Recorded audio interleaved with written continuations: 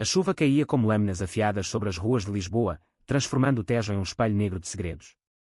Pedro, com o coração martelado por palavras que doíam mais que os punhos do pai, correu pela Alfama sem destino, o sangue escorrendo do lábio partido misturando-se às gotas frias.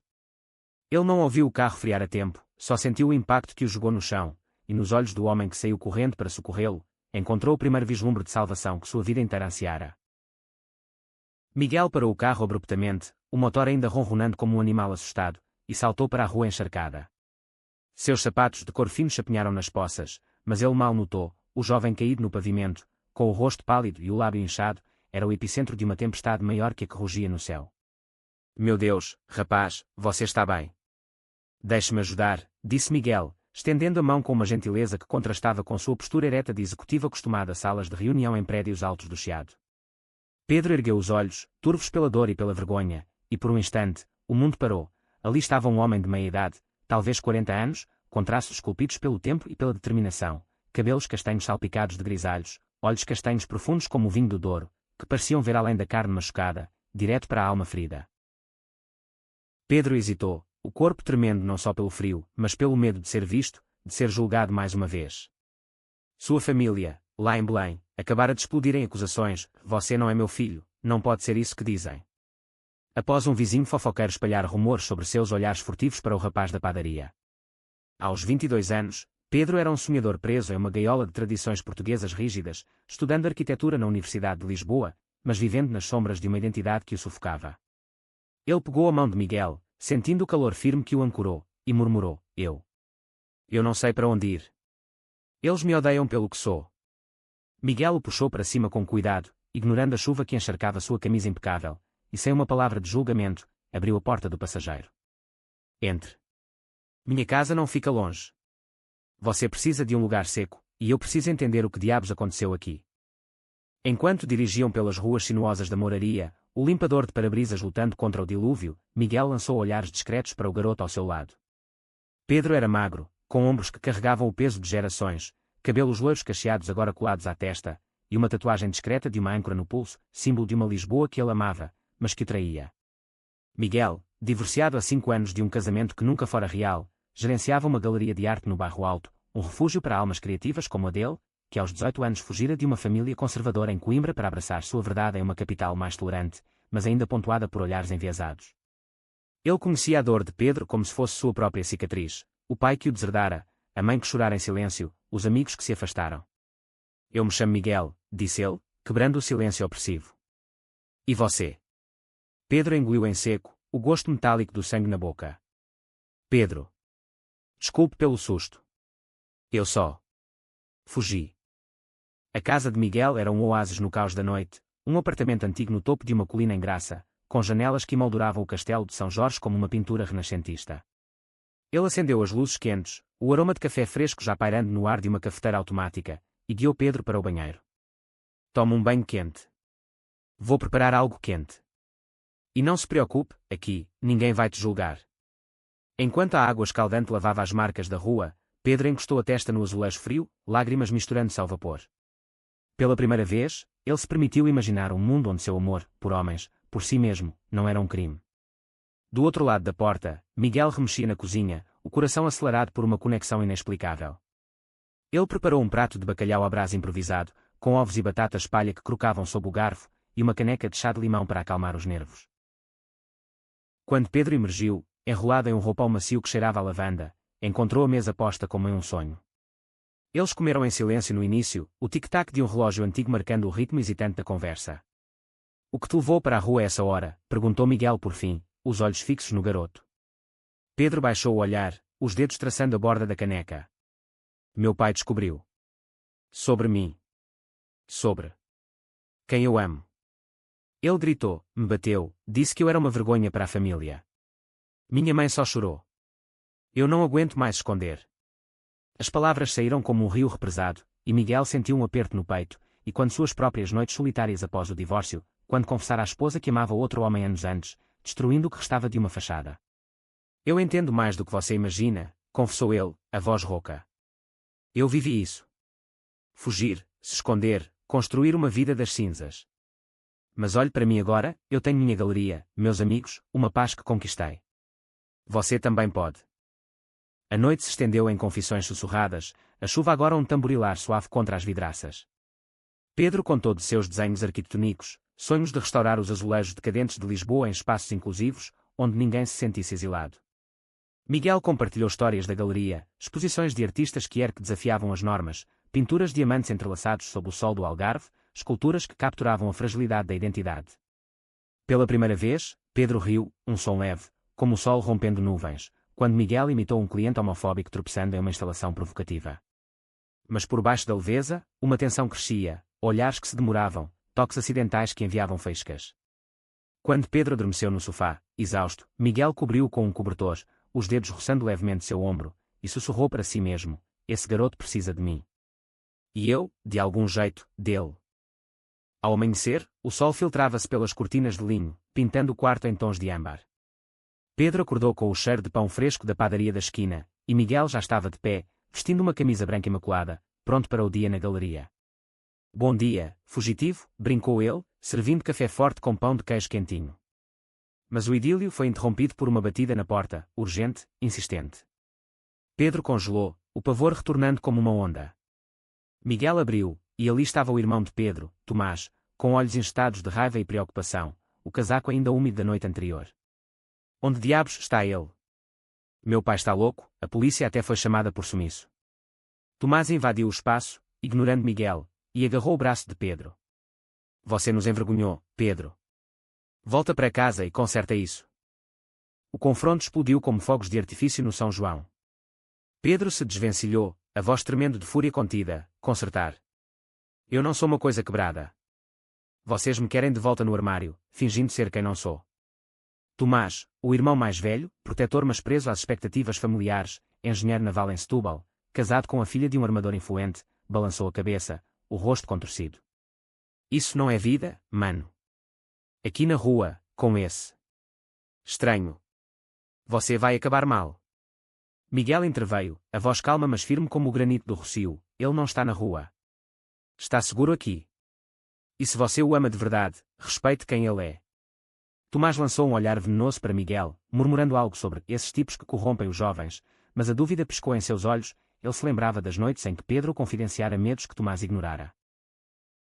Pedro, com o coração em frangalhos, escolheu ficar. Tomás saiu bufando, prometendo que o pai não desistiria, e o apartamento mergulhou em um silêncio pesado. Miguel preparou o almoço, uma salada de polvo com azeitonas e tomate, fresca como o Atlântico, mas o apetite fugira.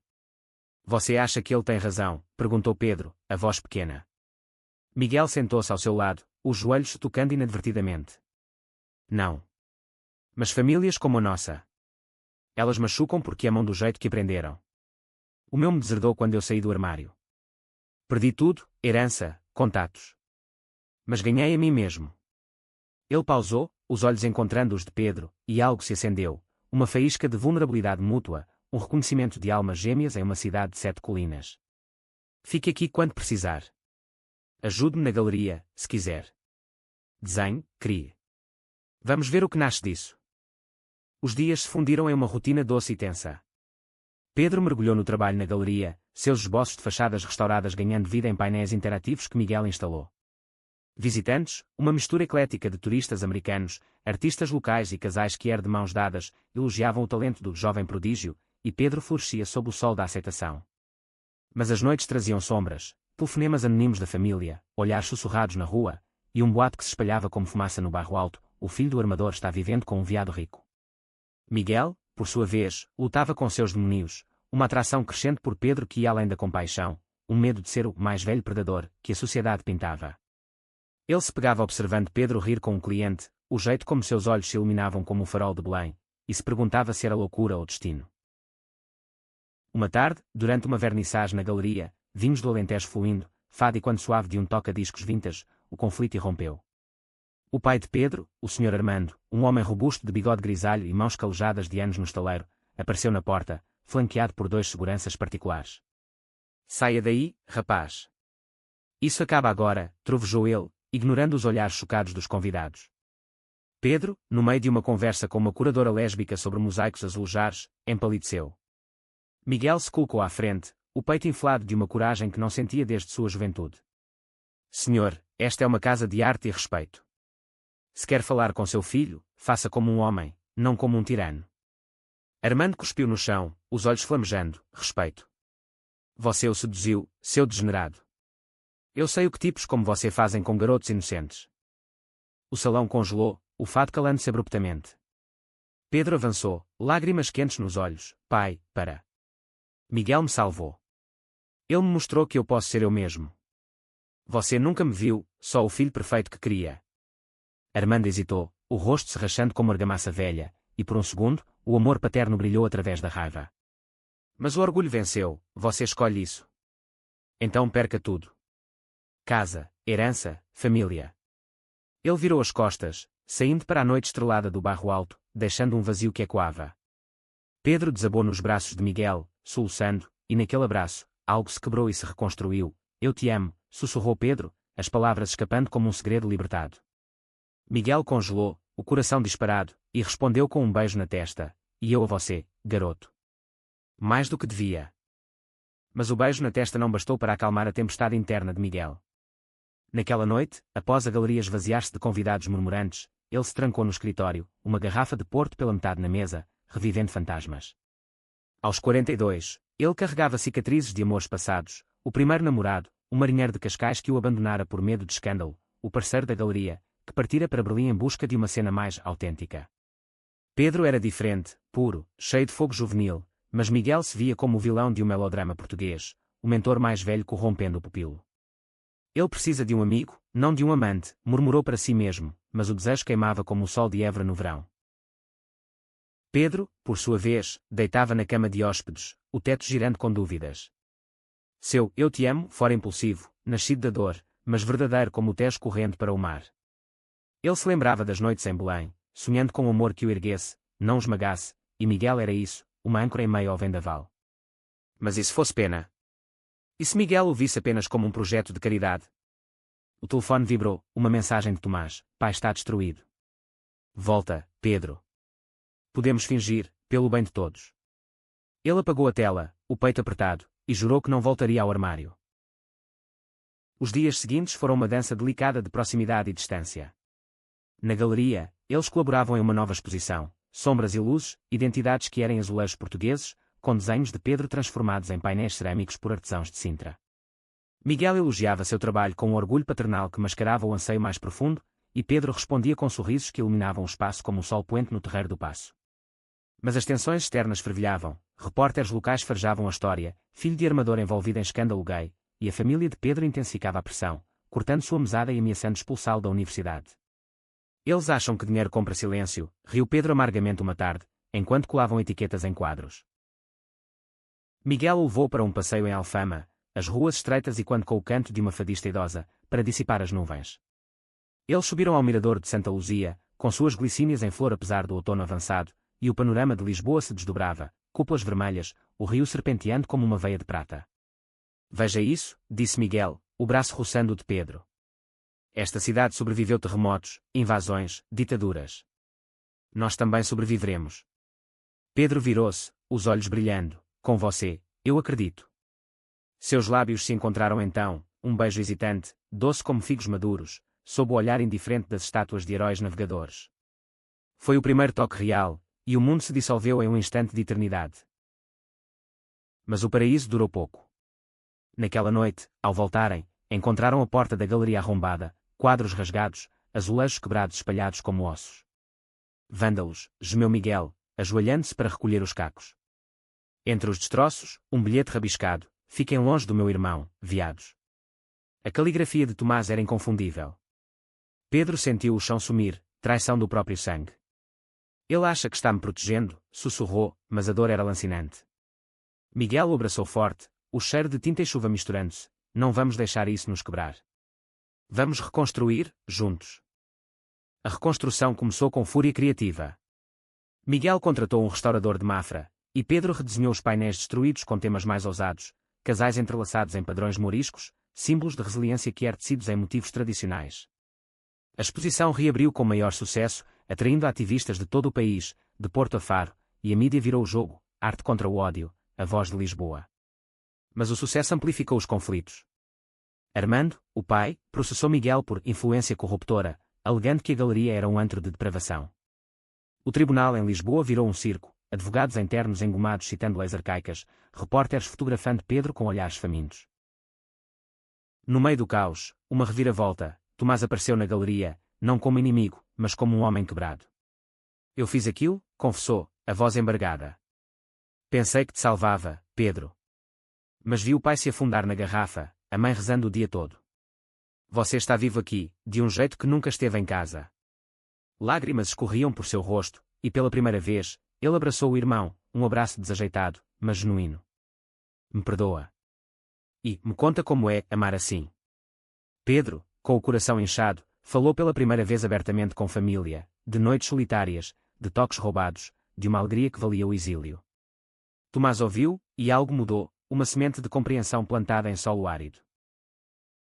Miguel observava de longe, orgulhoso, mas uma sombra o consumia, ciúmes irracionais de Tomás, medo de que Pedro, reconectado à família, o deixasse. Você vai embora agora? Perguntou ele numa noite, após um jantar de cataplana fumegante na cozinha apertada. Pedro negou com a cabeça, puxando-o para perto. Você é minha família agora. Meu amor. O beijo que se seguiu foi mais profundo, mãos explorando com ternura, mas parando na fronteira do respeito, uma promessa de futuro, não uma consumação apressada. O processo judicial arrastava-se como uma procissão de Corpus Christi, com audiências que expunham as entranhas da família de Pedro ao escrutínio público. Armando, no banco das testemunhas, gaguejava sobre valores tradicionais, mas sua voz tremia ao descrever o filho que criara com mãos firmes no estaleiro, agora perdido para o pecado. Pedro, forçado a depor, falou com uma coragem que surpreendeu até a si mesmo. Meu pai me ensinou a construir navios que enfrentam tempestades. Porque não pode me deixar construir minha própria vida. A juíza, uma mulher de Setúbal com olhos afiados como facas de cozinha alentejana, inclinou-se para o microfone. Sr. Armando, o amor não é crime em Portugal desde 1982. A lei está do lado do seu filho. O caso foi arquivado, mas as feridas abertas sangravam. Com a vitória amarga, Miguel e Pedro decidiram fugir por um fim de semana, não para escapar, mas para curar. Alugaram um carro e rumaram para o Algarve, as estradas serpenteando por oliveiras centenárias e vinhedos dourados pelo sol de novembro. Em Lagos, eles caminharam pelas falésias de Ponta da Piedade, o Atlântico rugindo abaixo como um amante ciumento, e Pedro desenhou Miguel contra o horizonte, linhas fortes, olhos que capturavam oceanos inteiros. Você me faz sentir visto, disse Pedro, o vento salgado bagunçando seus cabelos. Miguel sorriu, vulnerável, e você me faz sentir jovem. Vivo. Mas o refúgio foi interrompido por uma ligação. A mãe de Pedro, Dona Isabel, hospitalizada após um colapso nervoso. Eles voltaram correndo, o carro devorando quilômetros de autoestrada A2. No hospital de Belém, sob o cheiro estéril de antissépticos, encontraram-na pálida, tubos serpenteando como veias artificiais. Meu menino, sussurrou ela ao ver Pedro, ignorando Miguel na porta. Horas de conversa fluíram, confissões de uma mulher que amara em silêncio um marido distante, que vira o filho sofrer sem intervir por medo. Eu sabia, Pedro. Desde que você era pequeno, brincando com os barcos do pai de um jeito diferente. Me perdoa por não lutar. Lágrimas uniram mãe e filho, e quando ela adormeceu, Pedro saiu para o corredor, colapsando nos braços de Miguel. Ela me aceita. Finalmente. A reconciliação com Dona Isabel trouxe uma trégua familiar, mas Armando permanecia uma fortaleza inabalável. Tomás, agora aliado relutante, média encontros tensos em cafés ribeirinhos, onde o pai murmurava desculpas emburradas entre golos de bagaço. Eu errei, filho. Mas isso. Com ele. Apontando para Miguel, ausente nesses encontros. Pedro defendia, Miguel é bom para mim, pai. Como a mamã é para você. Aos poucos, rachaduras apareciam na armadura de Armando, um comentário positivo sobre um desenho de Pedro na galeria, uma mão trêmula no ombro. Enquanto isso, o relacionamento de Miguel e Pedro aprofundava-se em camadas emocionais. Eles cozinhavam juntos, Miguel ensinando receitas de suave minhota, Pedro experimentando fusões com toques modernos, dançavam fado lento na sala ao som de Amália Rodrigues, e compartilhavam silêncios que diziam mais que palavras. Mas uma sombra crescia. Miguel recebeu uma oferta de uma rede de galerias em Madrid, um salto para sua carreira, mas que exigia mudança. É uma chance de ouro, confessou ele uma noite, deitados no sofá sob uma manta tecida em Viseu. Pedro sentiu o pânico subir, e nós? Eu mal comecei aqui. O silêncio que se seguiu foi um abismo, preenchido apenas pelo tic-tac do relógio. A crise explodiu durante o Natal, com as ruas de Lisboa enfeitadas em luzes piscantes e o aroma de rabanadas fritas no ar. A família de Pedro, em uma tentativa frágil de união, convidou Miguel para o jantar em Belém, uma armadilha disfarçada de Oliveira de Paz. A mesa estava posta com bacalhau à consoada, filhós e vinho de colares, mas a tensão era palpável como o cheiro de castanhas assadas na rua. Armando grunhia respostas monossilábicas, Dona Isabel sorria nervosamente, Tomás tentava piadas sobre o futebol do Benfica. Quando Miguel elogiou a tradição, Armando explodiu: tradição. Você destrói o que é sagrado, enchendo a cabeça dele com bobagens estrangeiras. Pedro se levantou, a cadeira raspando o chão: chega, pai. Miguel me salvou quando você me jogou fora. Ele é parte de mim agora. O jantar terminou em caos, pratos intocados, e Pedro arrastou Miguel para fora, para o jardim sombreado pelo mosteiro dos Jerónimos. Desculpa, ofegou ele, o ar frio mordendo a pele. Miguel o puxou para um abraço: não é sua culpa. Mas talvez eu deva ir para Madrid. Deixar você curar isso sem mim no meio. As palavras foram um soco. Pedro recuou, olhos flamejantes: você acha que sou uma criança que precisa ser poupada? Eu te amo, Miguel. Ficar ou ir, decida por nós, não por pena. A briga se acalorou, vozes e quando na noite natalina, até que Pedro fugiu, correndo pelas ruas iluminadas, deixando Miguel sozinho com o eco de sua própria covardia. Dias de silêncio radioativo se seguiram. Pedro se trancou na galeria, rabiscando projetos furiosos de edifícios impossíveis, torres que desafiavam a gravidade, como seu coração. Miguel, em seu apartamento vazio, olhava fotos antigas de exposições, questionando se o amor valia o risco de outra perda. Foi Tomás quem interveio, batendo à porta de Miguel com uma garrafa de ginja: meu irmão é teimoso como o pai, mas ele te precisa. Não fuja como um covarde. As palavras acertaram em cheio, e Miguel dirigiu até a galeria sob uma chuva fina de ano novo, fogos estourando no céu como confetes de esperança. Ele encontrou Pedro curvado sobre uma mesa de desenho, lágrimas manchando o papel. Eu não vou para Madrid, anunciou Miguel, a voz firme. A oferta pode esperar, ou eu a recuso. Porque sem você, nada faz sentido. Pedro ergueu o rosto, alívio e raiva misturados: porque demorou tanto? Miguel ajoelhou-se, pegando suas mãos: medo de te machucar, de ser o vilão na sua história familiar. Mas eu te amo, Pedro. Profundamente, irrevogavelmente. O beijo que selou a reconciliação foi como o nascer do sol sobre a Serra da Arrábida, quente, renovador, cheio de promessas. Com o ano novo trazendo uma trégua relutante, Miguel e Pedro mergulharam em um projeto ambicioso: restaurar um antigo palacete no Chiado, danificado pelo incêndio de 1988, transformando-o em um centro cultural queer. Financiado por doações de artistas solidários e subsídios da Câmara de Lisboa, o espaço prometia ateliê, performance e uma biblioteca de histórias LGBTQ+ portuguesas, de poetas como Sofia de Melo Brainer a ativistas do pós-25 de Abril. Pedro liderava o design, incorporando azulejos narrativos que contavam sagas de amor proibido desde os tempos dos descobrimentos, enquanto Miguel curava as exposições inaugurais. O trabalho os unia em uma sinfonia de criatividade, mas também testava limites. Brigas surgiam por detalhes, Pedro querendo linhas modernas demais, Miguel defendendo toques tradicionais, e quando as inseguranças mais profundas. Você me sufoca com seu perfeccionismo, explodia Pedro uma tarde, martelo na mão, poeira de gesso no ar. Miguel retrucava: e você arrisca tudo por idealismo cego. Mas as reconciliações eram fogos de artifício, caminhadas pelo Rocio, gelados de Belém compartilhados, noites em que se perdiam em conversas sobre o futuro, a adoção, viagens ao Brasil para ver o carnaval queer no Rio. Entretanto, uma reviravolta veio de onde menos esperavam. A ex-mulher de Miguel, Carla, uma designer de interiores de Évora, reapareceu após anos de silêncio cordial. Divorciados amigavelmente quando Miguel saíra do armário, ela agora precisava de ajuda com sua firma, ameaçada por uma crise econômica.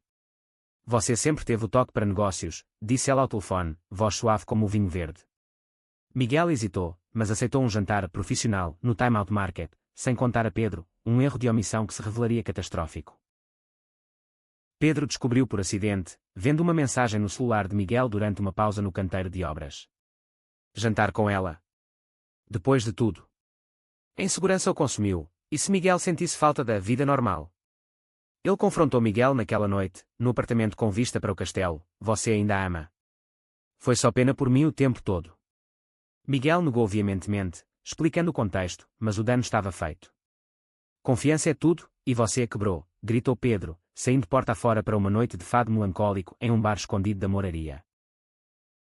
A separação temporária foi um purgatório. Pedro ficou com Tomás, que, agora casado e pai de um bebê, oferecia um sofá e conselhos práticos. Amor é como construir um barco, precisa de paciência, não de tempestades constantes. Miguel, sozinho, visitou a mãe em Coimbra, revivendo raízes para encontrar forças. Lá, em uma igreja românica, ele rezou não por milagres, mas por coragem, um homem que ia suplicando a santos que outrora o condenaram. A reconciliação veio através de Carla, ironicamente. Ela confrontou Miguel em um café do Chiado. Eu te libertei anos atrás porque te amava o suficiente para te deixar ser você. Não estrague isso com Pedro por medo de compromisso. As palavras o acertaram como um raio, e ele correu para o apartamento de Tomás, encontrando Pedro embalando o sobrinho. Eu errei, confessou Miguel, de joelhos no tapete poído. Carla é passado. Você é meu presente e futuro. Case comigo, não legal, mas no nosso jeito, com votos sob o Tejo. Pedro, com lágrimas nos olhos, aceitou, e o beijo selou uma aliança mais forte. Enquanto o palacete ganhava forma, outra crise surgiu. Ativistas radicais acusaram o projeto de branquear a história que era portuguesa, ignorando vozes de imigrantes africanos e ciganos. Pedro e Miguel enfrentaram protestos na inauguração, faixas tremulando como bandeiras de batalha. Isso é apropriação, gritavam. Mas em vez de recuar, eles convidaram os críticos para cocriar painéis sobre interseccionalidade, performances de artistas de Moçambique e Brasil. O centro renasceu mais rico, um farol de inclusão em uma Lisboa ainda marcada por bolsões de preconceito. No clímax pessoal, Armando sofreu um infarto durante uma regata no Tejo, ironia cruel para um homem do mar. No hospital, tubos e monitores bipando, ele chamou Pedro. Eu fui um idiota, murmurou, a mão fraca no pulso do filho. Vi seus desenhos no jornal. Orgulho. Mas dói ver você feliz sem mim. Pedro perdoou, lágrimas caindo. Então junte-se a nós, pai. Venha à inauguração. Armando assentiu debilmente, e pela primeira vez, viu Miguel não como inimigo, mas como o homem que salvara seu filho. A inauguração do Centro Cultural foi um triunfo contra as sombras. Sob as luzes de lustres restaurados do século XVIII, Lisboa se reuniu, políticos da Ilha Portugal, artistas de rua do Bairro Alto, famílias como a de Pedro, Dona Isabel radiante em um vestido de renda de Viana do Castelo, Tomás com a esposa e o bebê no colo, até Armando, de muletas, no canto, bebendo um copo de porto com olhos úmidos. Pedro discursou primeiro, voz e quando nos salões de teto alto, este lugar é para todos os que se esconderam nas dobras da história portuguesa, marinheiros que amaram em segredo nos descobrimentos, poetas que sussurraram versos proibidos. Que ele seja um lar, não uma prisão. Miguel seguiu, mão na de Pedro, o amor nos constrói e nos quebra, mas sempre nos refaz. Obrigado a este garoto, que me lembrou o que significa lutar.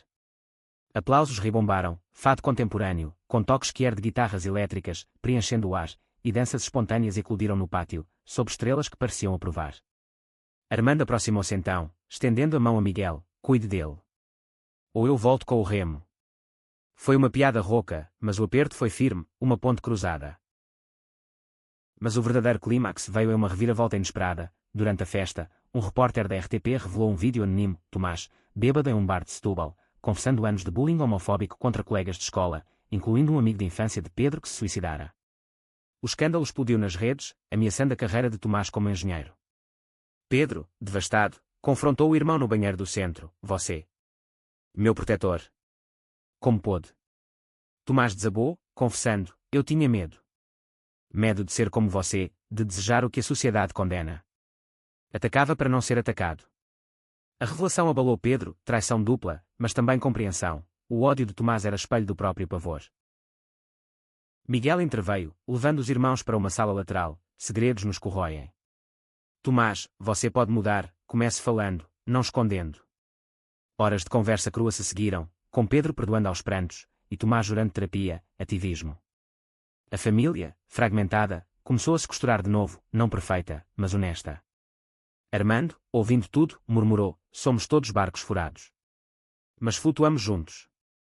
Com o centro consolidado, Miguel e Pedro planejaram uma viagem, não de fuga, mas de celebração, circundar Portugal de carro, de Minho a Algarve, documentando histórias que eram vilarejos esquecidos. Em Óbidos, cidade das livros, eles casaram em uma cerimônia improvisada na livraria medieval, votos escritos em pergaminho, eu te escolho nas tempestades e calmarias, nas ruas de Lisboa e nos campos de trigo. Amigos, curadores, ativistas, até Carla de longe, brindaram com licor de cereja. Mas uma sombra final pairava, a saúde de Dona Isabel piorava, câncer descoberto tarde. Os meses seguintes foram uma montanha-russa de quimioterapias em hospitais de Santa Maria, noites em claro com infusões pingando, risos forçados em visitas onde ela pedia histórias da galeria. Vocês dois são minha bênção, dizia ela, mão trêmula na de Pedro.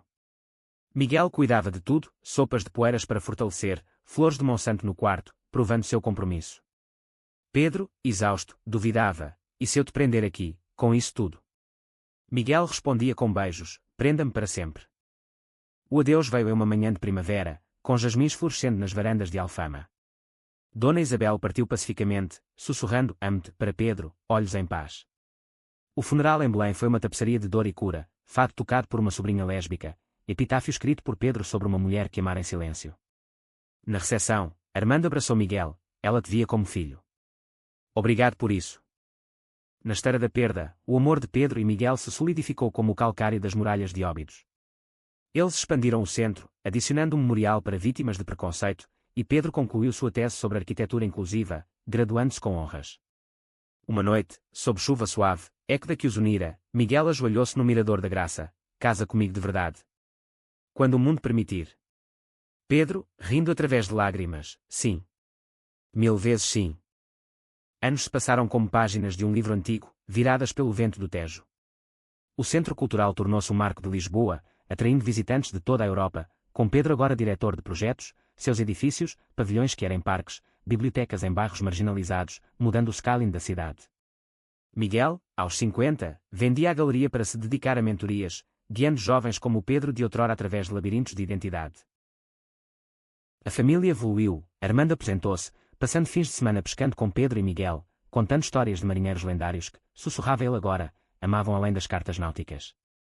Tomás, após terapia, fundou um grupo de apoio para homens lutando com masculinidade tóxica, sua filha crescendo com tias que eram como modelos. O sobrinho de Pedro chamava Miguel de tio Mi, e as reuniões natalinas em Belém eram causa alegre de risos e lampas. Mas o coração da história pulsava no humor deles, maduro, testado, como o vinho do Douro envelhecido em cascos de carvalho. Eles viajavam, uma lua de mel tardia em Sintra, névoas envolvendo castelos como véus de noiva, um safari cultural no Porto, provando queijos e vinhos com amigos. Desafios vinham, uma recessão ameaçando o centro, debates sobre a adoção em um Portugal ainda hesitante, mas eles enfrentavam de mãos dadas, discussões terminando em abraços. Uma reviravolta final veio aos 60 de Miguel, um diagnóstico de Parkinson precoce, tremor sutil nas mãos que outrora curavam telas. Eu vou cair, confessou ele numa noite chuvosa, e quando a primeira. Pedro, agora com grisalhos nos cachos loiros, pegou suas mãos, então caímos juntos. Como sempre. Eles adaptaram, Pedro assumindo mais na administração, Miguel ditando memórias para um livro, Das Sombras ao Sol, uma vida que era em Portugal, que se tornou best-seller, inspirando gerações. No aniversário de 10 anos do encontro sob a chuva, eles retornaram à Rua da Alfama onde tudo começou. A placa comemorativa, Aqui nasceu um amor, brilhava sob lanternas. Pedro ergueu uma taça de Porto, o garoto precisava de você, e você dele. Mas agora, somos um. Miguel, voz rouca pelo tremor, respondeu, e assim seremos, até o Tejo secar. A chuva caía suave, lavando o passado, nutrindo o futuro. Em Lisboa, cidade de fados e descobertas, 2 homens provaram que o amor, tenso, dramático, cheio de reviravoltas, era a maior revolução de todas.